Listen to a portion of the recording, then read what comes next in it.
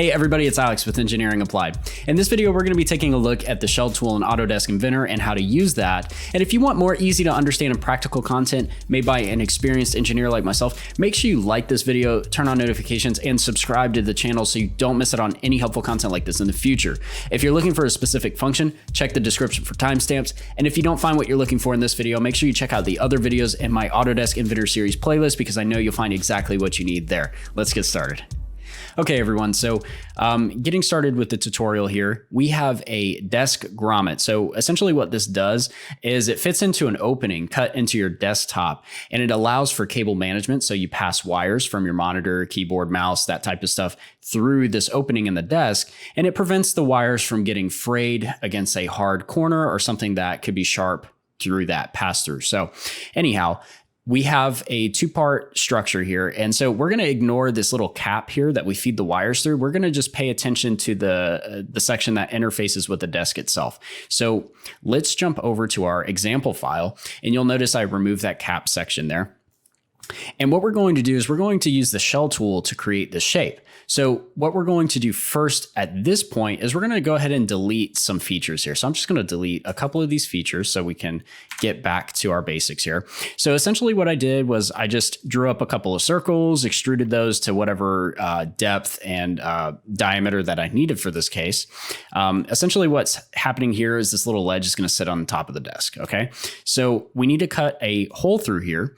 And you know, we can always do this with the extrude function by, sketching a circle and then doing a cut all the way through the part, which is certainly a good way to do it. But I think we can do a little bit better and streamline our design by using the shell tool and controlling the thickness. Because if we intend to send this part off to be injection molded, the thickness of the part is an extremely crucial parameter when you're dealing with injection molded parts. So, let's go back to our 3D model tab. Now that we're in our 3D model tab, let's move over to the shell command under the modify section. So let's click that.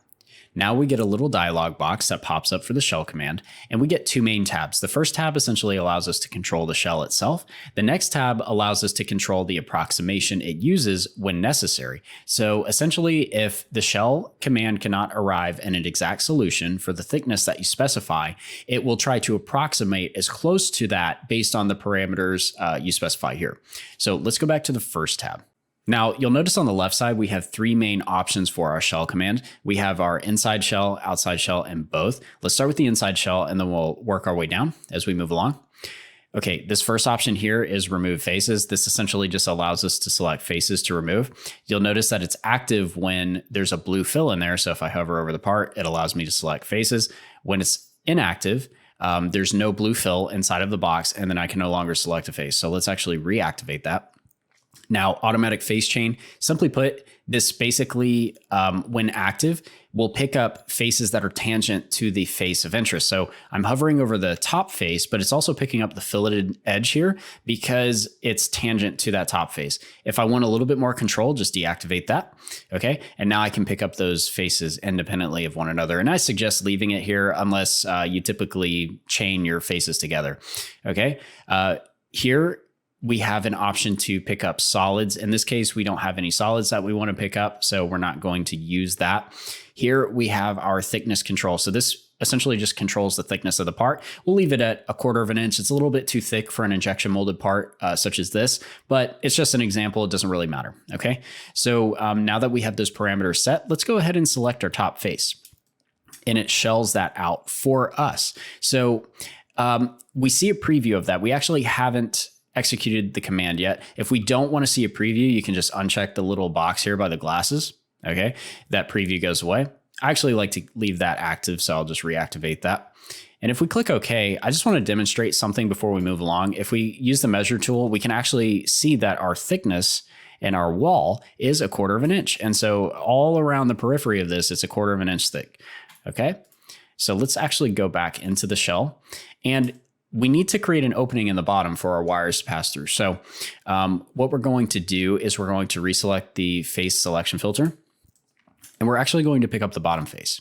Now, one thing I also want to point out is, let's say, for example, you accidentally pick up a face. All you have to do is you have to hold the shift key So let's rotate this part around. So let's say I did not want the bottom face selected. I can just select the, or hold the shift key, and you'll notice that it shows me that bottom face.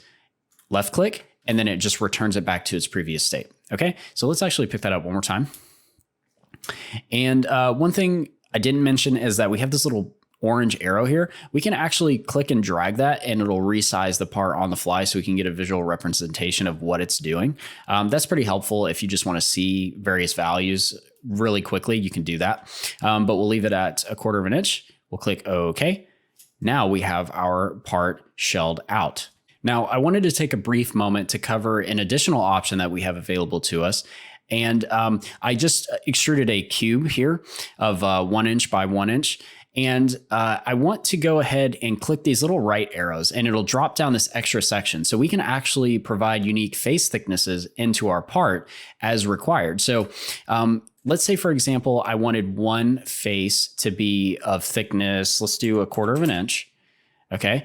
And we're going to select this little area here where it says 0 selected. And we're going to select, let's say we want this side to be 1/4 of an inch thick. So we can select that, and you'll notice it makes it 1/4 of an inch thick. And let's say we want this side 80 thousandths of an inch thick. So we can click this little click to add section. Okay, we're going to set that to 0.080 inches. Select this little blue area here, and then pick up this wall. And you'll see it shrinks that down to 80 thousandths of an inch thick. Okay, we're back in our main example now, and we've created the shelled part all the way through by selecting the top and bottom face. Now let's take a look at the other options for the shell command that I had previously mentioned. So if I just jump back into this, let me cover the 3 main options here. So again, we started with the inside option. So essentially the outer diameter of this stays the same, and we take away material from the inside. So if the dimensions of the outside of this part are sensitive, that's what I want to keep. So in this case, that's true because I can't have this above a certain size because then it'll start to interfere with the cutout in the desktop. Okay, so that's why I use the inside option. Now we could use the outside option where it treats the current outside of the part as the new inside. So currently I have the outside of the part, I believe the diameter is 4.22 inches. If I use the outside option, it's actually going to grow the part, and the old outside dimension is now the new inside. So if I hit OK and just measure that real quick, you'll see that it's actually added to that diameter. Now, if I just go back real quick and measure that, we started with 4.22 inches. Okay, so that's your outside option. Let's jump back in one more time. Here we have both. It just essentially adds half that thickness to both the inside and the outside. So depending on your design intent, that option is available to you as well. Now let's take a look at the More tab. So going into the More tab, we have our approximation options. So simply put, the approximation works like this. When we execute the shell command, what the software tries to do is it tries to arrive at an exact solution based on the thickness value that we've entered. So in this case, it's able to arrive at the exact thickness of 1/4 of an inch based on our parameter. Okay, but let's say we have really eccentric geometry, and for whatever reason, it cannot maintain a consistent 1/4 of an inch thickness all the way through. This is where approximation comes into play. So essentially, to allow the approximation to happen, we want to leave this box checked. And then we want to select how the approximation occurs. So how does the software determine the appropriate thickness and based on what parameter? Okay, so we have 3 main options. We have never too thin, never too thick, and mean. Never too thin essentially controls that variable thickness based on a minimum allowable thickness value. So let's say that I'm creating an injection molded part, and we cannot go below a wall thickness of 0.080 inches or 80 thousandths of an inch thick. Okay, this is where we want to use never too thin, because this will not allow it to go below that minimum thickness value. Okay, so never too thick is the exact opposite. We can't allow it to go over a maximum thickness value, but we have room to make it a little bit thinner. And then mean just sort of splits the difference above and below the specified thickness value if that's desirable for you. Here we have our optimized option. And when this is enabled, essentially what happens is the software selects a tolerance value that minimizes the computation time required to arrive at a solution. So if you don't mind giving up some control to minimize your computation time, you'd want to use this option. Or if you wanted to specify a tolerance manually, you would select this option, and then you can type in your percentage tolerance that you're looking to maintain. So that's basically all there is to the approximation. That's all for this segment of the Autodesk Inventor part creation module, where we took a look at the shell tool. I really hope that you found this tutorial to be helpful and that you put what you've learned into practice so you can continue developing your skills as we go along through these lessons. Also, don't forget to like this video, subscribe to my channel, and turn on notifications so you can stay up to date on future content that will absolutely help you reach your goals along your journey. And of course, don't hesitate to leave a comment or reach out via my website contact page and let me know if there's anything else you'd like to learn about or see on this channel. I really appreciate you choosing to learn with me, and I'll see you again soon.